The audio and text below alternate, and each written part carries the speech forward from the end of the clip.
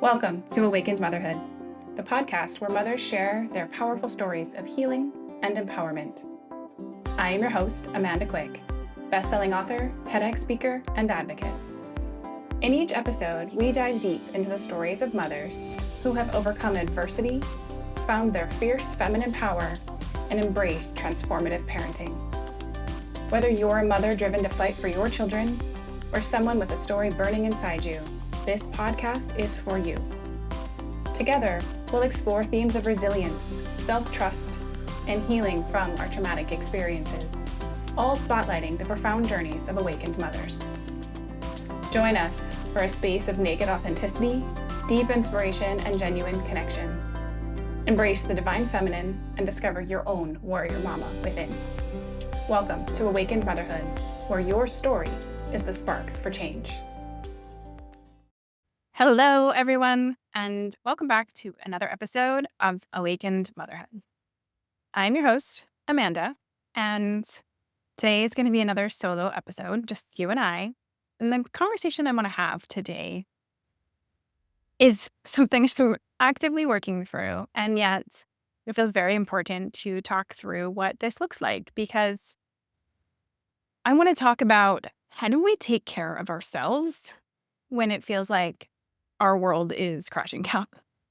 I want to talk about how do we separate ourselves enough from what is happening in our external reality so we can come back to our centers, take care of our needs first, so that we can take care of the things around us and the people around us. And this is something I feel like I have learned time and time again, especially as a mom, as a partner, as a friend. So many different relationships have highlighted this for me, and I'm sure I'm not alone. And so let's kind of dig in. This morning I was being interviewed by another podcast host, and after I shared my story, what I really appreciated about this particular interview is she wanted to kind of dig in and really talk about feeling stuck and how do we get out of that stuck place and the things that we do. And when I look at my story, I have all of the breadcrumbs in a sense laid out. And I always have to come back to those specific things when I'm feeling stuck or challenged or overwhelmed or any of those things. And so I thought it would be great to bring all of that here and kind of really unpack it and really look at it at a more detailed level of what does it mean to feel like you're not stuck anymore? What does it mean to get out of these situations? And, whether you're feeling stuck about a decision, feeling stuck about a relationship, feeling stuck about whatever it is, it's very disempowering, right? It's very disempowering when we're in a situation where we feel like we don't have any control of our external realities. And, I felt like this multiple times. When I first got pregnant with my oldest child, I felt stuck. I was now 22 and pregnant, right? I felt like I didn't have choices. After my ex-husband was arrested for attempted human trafficking, I felt stuck. And yeah, obviously there were other choices, but in my body, it certainly didn't feel like it. Everything that I knew about myself and how I operated meant there was no choices. And so that piece is important here. The identities that we create about who we believe we are and what we believe we're capable of doing or not doing are the first pieces we have to start to kind of unravel. And we have to realize that we are far more capable than we give ourselves credit for. And even if we can't see that yet, we have to come back to a place of centeredness in self and at least start to pull out whatever the outside influences, in a sense, are that are driving that stuck feeling. And so what do we mean by that? So for example, when I was in a relationship that was not actually positive for me or for my kids, I certainly didn't feel like I had any choices. And I did everything in my power to stay so attached to that person and that relationship because I felt like it's what I needed to stay me, in a sense. But the moment I gave myself space, and for me, this space meant I went back to work. But space meant 8 hours a day. My thoughts were my own. I was in my own brain, in my own space, and no longer being influenced 100% of the time. And it started to separate slowly me from this projected identity of who I was allowed to be. And so this is really important. If you're in a situation where you feel stuck and tied to a person or a situation, there is some outside influence, whether it is your parents, friends, or your partner, or whatever, that is attaching this and deepening this belief. This is who you are. This is who we are. This is this is how we act. This is how we behave, right? Divorce is not allowed, or we made a commitment, or whatever the thing is, whatever the story in your mind is, or your kids need this, or all those stories. I had all of them. And I find that when we get to this place where we're stuck and we believe that we as a person cannot exist if we are no longer stuck to this person. And, this shows up really strongly for people with anxious attachment, but it also shows up in other attachment styles because we're still attached to our own identity more than even other people. And so, and if I look at the kind of evolution of all of these times I've felt like stuck in a situation, the biggest thing that's shifted over time is the speed at which the awareness comes up and my willingness to face it head on. And so I want to say, it's not that I don't get stuck. It's not that things don't happen in my life that feel really overwhelming. And I've been really sitting in this raw state this month, just stacked after stacked after stacked after things. And it is very overwhelming in my system. But I don't feel like I'm unable to move forward. I just feel like it's a lot and I need to be even more present with myself when it is like that. And I mean, the world is insane right now. And so even if it's not your direct, immediate circumstances, there's so much going on that can stack these layers onto us. And so the more we allow ourselves space and time, even if it's just, I'm going for a walk by myself, even if it's that, it's really, really helpful. And if it's, challenges with your kids, it's finding space away from them for even an hour. One of the things that I did when things were really, really, really bad is I started moving my body in a way that I had never done before. And so I started exercising. And so that's kind of the next thing is as you're creating space or while you're creating space, you've got to start to move the energy a little bit. And this is something I have to remind myself more intentionally now because I'm out of the habit of running 3 miles every day because I don't need to run 3 miles every day in the way that I used to when things were really bad. But there were times where it really does serve my body to move that energy. And so as we're creating space and we're realizing our thoughts can be our own and our emotions and what is mine and what is somebody else's, and we have a little bit more space to kind of start to allow some of those inner knowings to come up a little bit louder, we also have to make sure we're moving and processing as these things come up. Because the more we create space and we allow for the feelings to be felt, we got to do something with them. And our default instinct generally is to shove them right back down. I don't want to feel that. I don't want to look at that. I don't want to address it. And it's not comfortable. We're not modeled as kids. We're not taught how to process emotions. It's hard. It's big. It's hard. It's challenging. I feel you. The more that I move it, the more that I acknowledge it, the more that I allow myself to be present with it, the faster I move through it. And, I'm someone who prefers to intellectualize my emotions. That is my default state. It is much better to look at it as something to understand. And while I think in hindsight, there is lots of understanding and value in all of that, sometimes there are moments where you just got to be in it. And you got to be in it, and you got to be present in it, and you got to allow it to move how it needs to move. And maybe that's you need a good cry. Maybe that's you go for a run. Maybe that's you go scream in the forest. That's my favorite way to move anger is to go into, on a hike in the forest somewhere secluded and just scream until you start crying and then scream it out some more. And it moves it out of you. And so, what I think a lot of people don't always realize is how much we are storing in our bodies from decades before. And so a lot of times when new things come up and we feel newly overwhelmed, it seems like maybe this shouldn't be as big of a deal, but it's as big of a deal because it's another thing that is stacked on to all the other things that have been stacked on. Right. And so it's almost like, oh, this is on top of the unprocessed childhood stuff. This is on top of the unprocessed previous relationship stuff, or my mom's stuff, or my dad's stuff, or all the things. And so it starts to be more and more overwhelming because we're not dealing with all of the rest of it. And it's exponential. And so it's really important that if the things come up, you allow them to come up and out because they can actually take some of those other previous unprocessed things with it. You know, this last separation and breakup that I just went through and I talked about in the previous solo episode, I found that the most healing was coming from the acknowledgement that I got to choose this time before resentment built up. I got to choose before things got bad. Things were never actually bad. I got to say, this is no longer working for me, and I see that this is no longer working for you.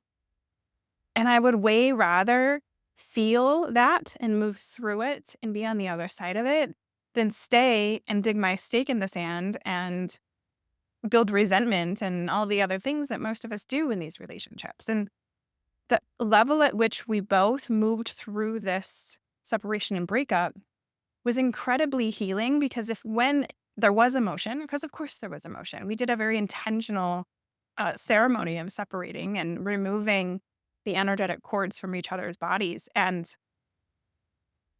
there was tons of emotion coming through because it was such a big release.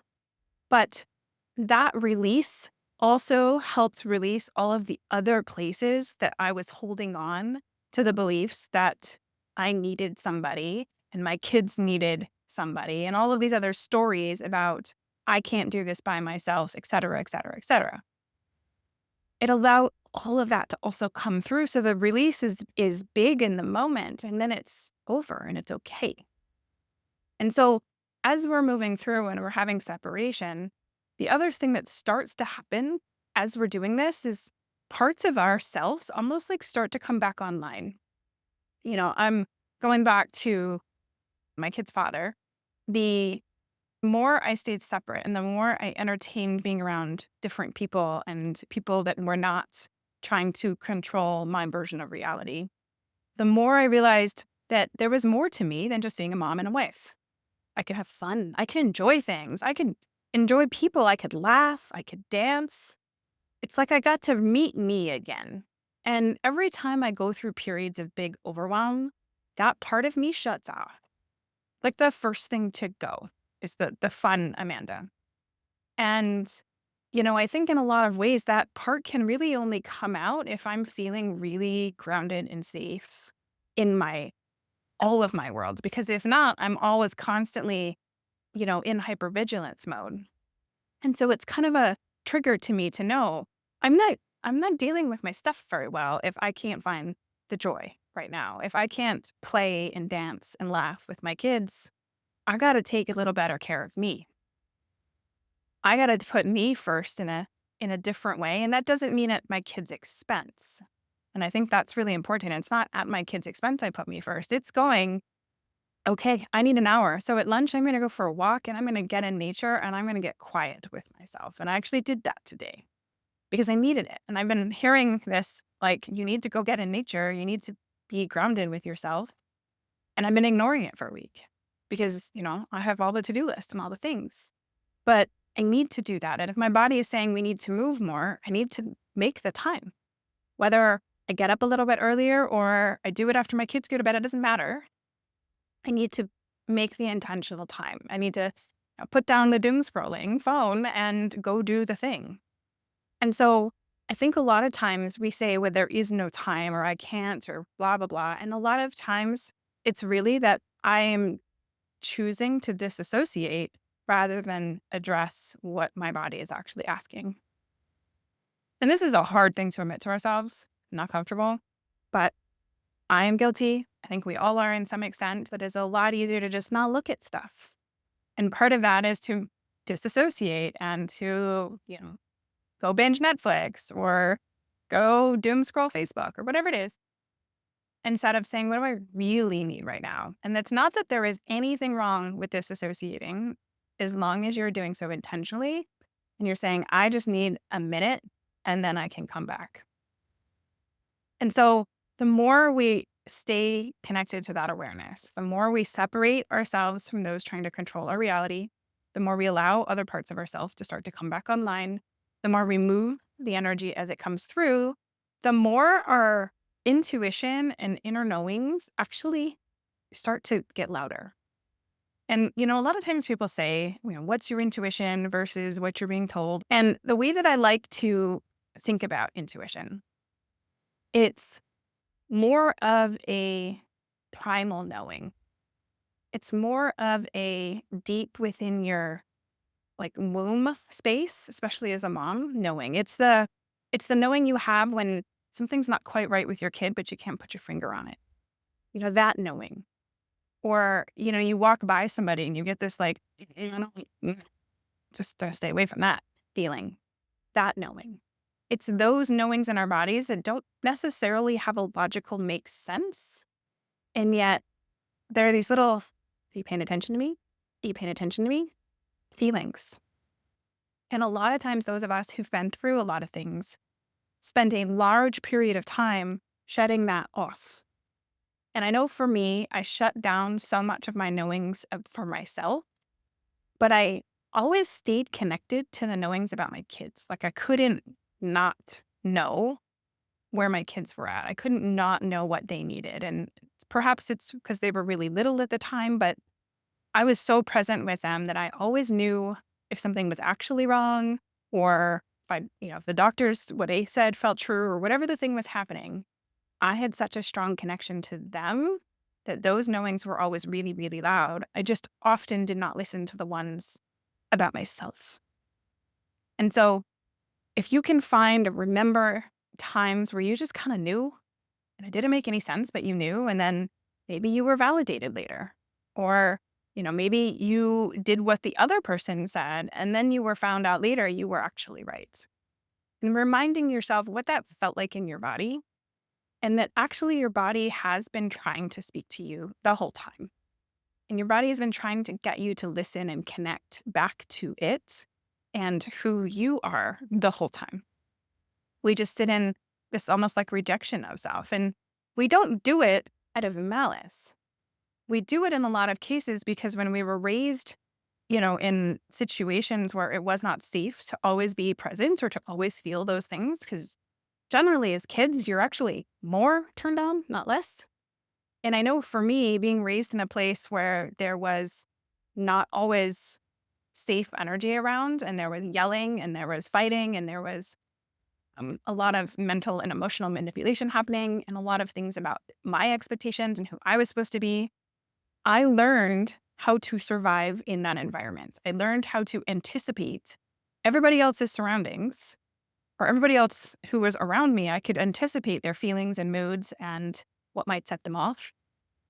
And so I became hypervigilant at a very early age to try to keep myself safe.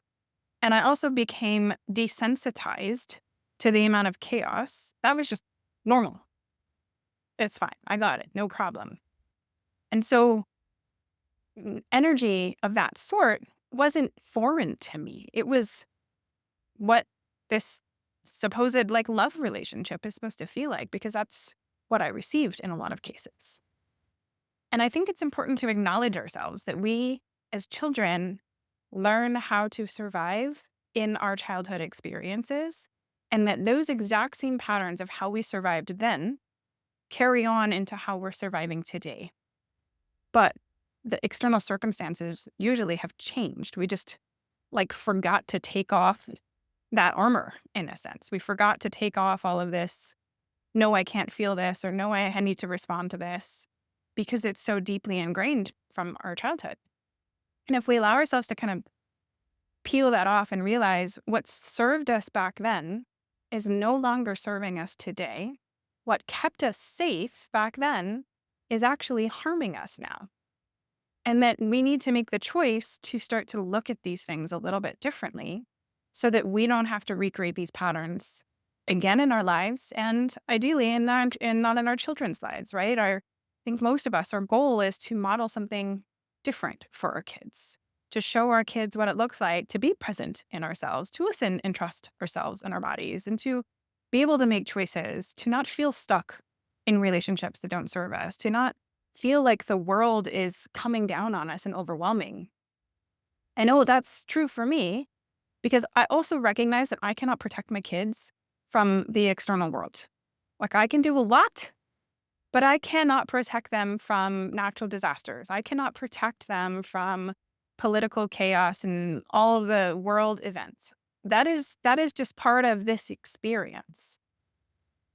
But what I can do is give them tools for when these things happen. I can give them tools for grief processing. I can give them tools for good boundaries. I can give them tools to make choices for themselves about how they want to move through whatever comes their way, because it's not about what happens, it's about how you respond that matters.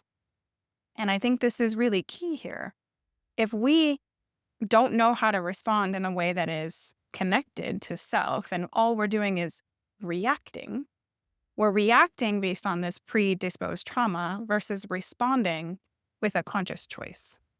And so, really, our goal isn't to stop the world from changing. That is impossible. It's not to stop the world from things happening around us. It's not, we'll never stop the chaos on some level, because part of the teardown of things in ourselves and in the world means that things will keep changing. That's not a bad thing. And if we can let go of that being a bad thing, and we can say, okay, things will come my way. There may be loss again, right? We don't get out of this life alive, so there will be loss to some extent somewhere. And there might be, somebody might betray me again, or somebody might get sick, or I might get sick, or somebody might hurt me or break my heart. Those things happen. But if those things are not bad things, and they are part of this experience, but they do require us to respond to, then how do we want to do that? How do we want to be present with ourselves so that we can respond?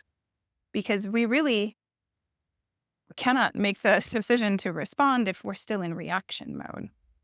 And it takes a lot of deep inner nervous system work to calm down that immediate reaction. And sometimes it still comes, and then you come back and say, oh, I see myself. I see what I've done here. But I'm going to choose differently, and I'm going to process this a little bit differently this time.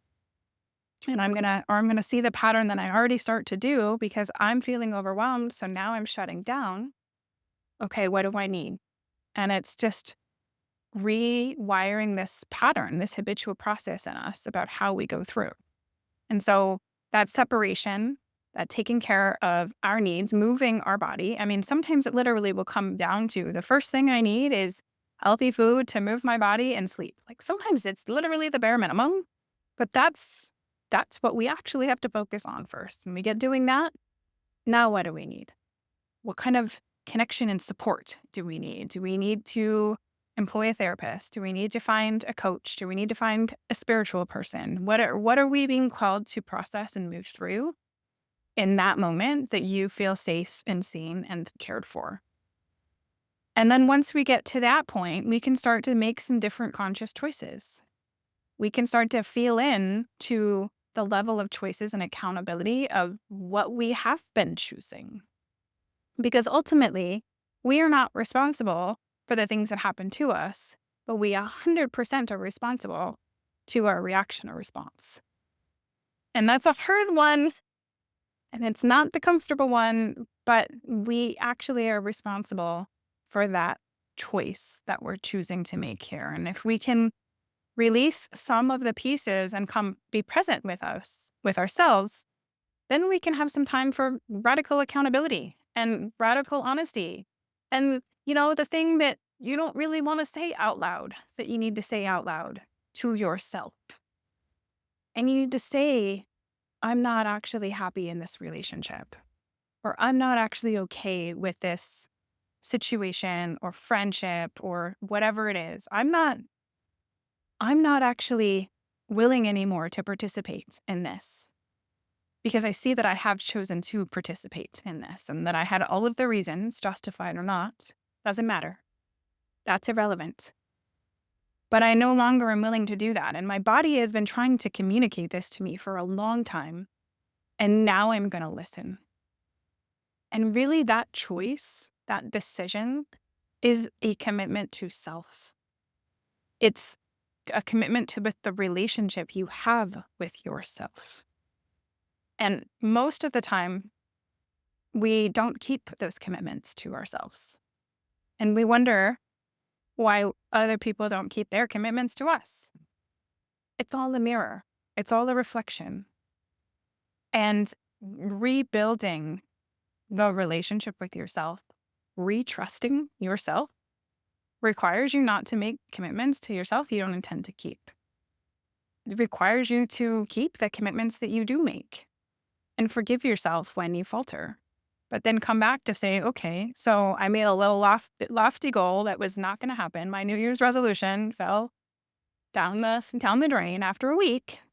What kind of commitment can I actually make to myself? Because we got to start somewhere.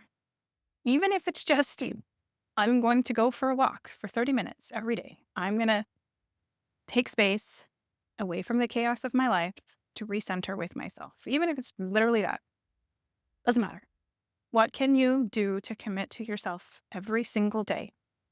How can you take care of your physical, mental, emotional, and spiritual bodies every single day? And maybe you start with one, and that's okay. And you add to it, and you evolve from it. And maybe you bring in a journaling practice, or maybe you bring in more high-intensity physical movement, or maybe you bring in something fun. That's something I have to remember. I gotta do fun things too. And whatever that looks like for you. Maybe it's concert, maybe it's a dance class, or maybe it's an art class, or maybe it's just, uh, you know, a movie night, or I don't know, whatever your hobby is, or your, you know, something you want to make into a hobby, whatever that is. Maybe it's even getting out with friends. Maybe that's what you need, like in-person type friends, which as moms, is hard unless it's our kids' friends, parents. But I know as my kids get older, that gets even harder because they just drop them off and leave, and there's not even hardly a conversation anymore.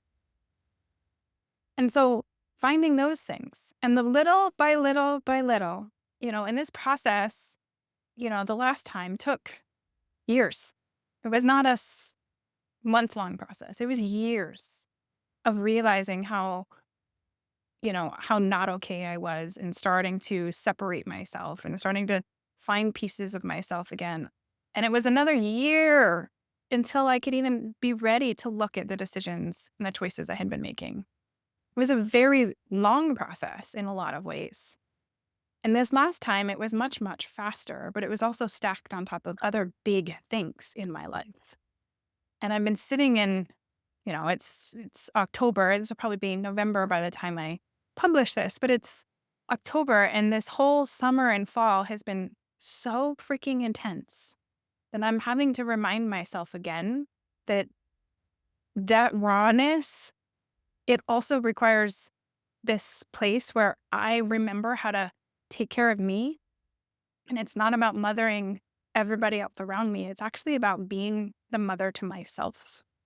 Because my mom passing meant in a lot of ways I lost that person to feel that unconditional love from.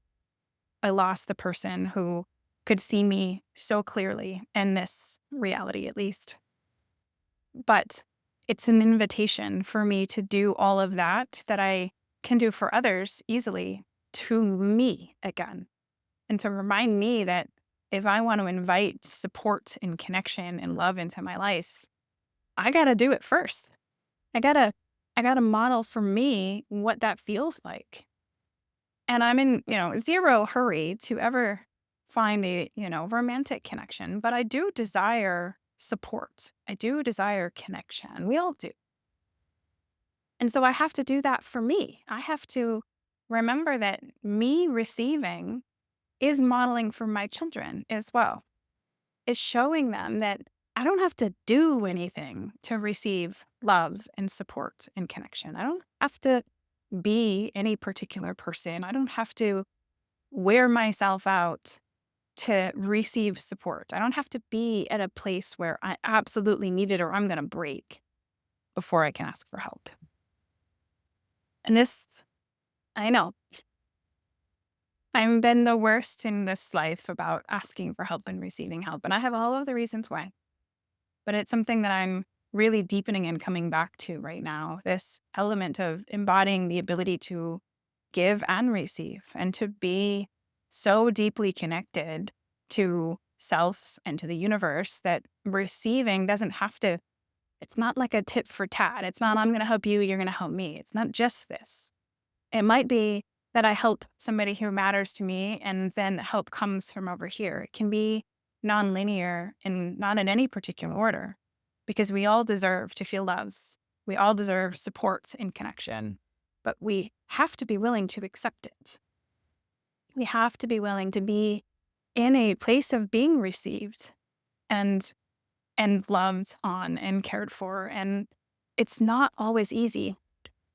It really isn't. And, it's funny. I always come back to this question when people are, in situations where I don't know what to do or I don't know what feels right. And they're sitting in this indecision and unknown place. And they're beating themselves up about being in this indecision and unknown place. And believe me, I've done it. And I really like this question. What would you tell your child if they were in this situation? Would you be beating on them and telling them that they were so wrong and horrible for making those choices? Probably not. Would you be focused on them following their heart and their knowing? Most likely. What would you tell them about, the challenges in their communal environment, and how would you love on and support them through that? And if you can lean into that, then you can do that for yourself as well. And for me, reminding myself that I get to be both my kids' mom and their safe place, but I also, in a lot of ways, have to be my own first. And that the more I do that, the easier it actually is to do it for my kids because I'm better. I'm in a more grounded, stable place. When I'm exhausted and overwhelmed, I get snippy and I get frustrated and I have very short fuse and I don't like being in that place. And my kids definitely didn't like it. And even if my tone of voice is just a little bit frustrated, my middle son will just be, "Why are you mad at me? I'm not mad at you. You're talking to me like you're mad at me." But that is him reflecting back that I'm not in a grounded place, that I'm coming across frustrated and anxious. And she reads that as if I'm mad at him. And I don't need to be protecting myself. But I do need to be taking care of myself and checking in and going, what do I need right now? And even if it's a timeout from everybody, that's what I need. And that's what I need to do. And so I'm inviting all of you, as you're listening, to think about where and when in your lives you have felt stuck and overwhelmed and like nothing was working and you had no clear direction or decision. And what got you out of it? And if you're currently there now, is there some outside influence that you need to be away from, even for a period of time, to find your center? Is there things that you need to do to kind of remember the joy and fun that you used to have? And how do you need to be moving the energy that is coming through you and out of you? And reminding yourself, the more you do that and the more you reconnect with yourself and your body, the easier it is to see more clearly. I think I've said this a couple times and I've repeated it in my own mind because sometimes, the words of wisdom that come out of your mouth are really for yourself. For me, I find that when things are clear, it's easy. And so that means that it's easy when it's clear. And if it's not feeling easy and it's not feeling clear, stop trying so hard.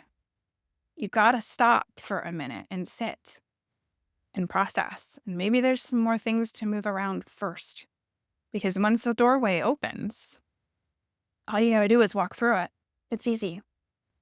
And if the doors are all shut and everything is foggy, And maybe the place right now is not to go anywhere, but to actually go inside self and to start to kind of unravel who exactly you are.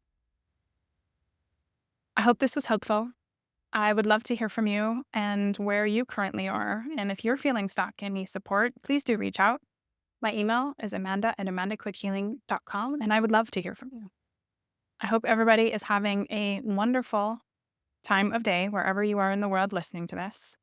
And I will see you all in the next episode. Lots and lots of love, everyone. Thank you for joining us on Awakened Motherhood. I hope today's episode inspired you and offered support for your journey. Remember, your story has the power to ignite change, and your resilience is a testament to your strength as a mother. If you enjoyed today's episode, please subscribe, rate, and review the podcast. Share it with other mothers who might benefit from our stories of empowerment and healing. I invite you to connect with me on social media platforms at Amanda Quick Healing, or visit my website, amandaquickhealing.com, for more information on other ways to work with me. Until next time, keep embracing your divine self and discovering your warrior mama within. Thank you for being part of Awakened Motherhood, where your story is the spark for change.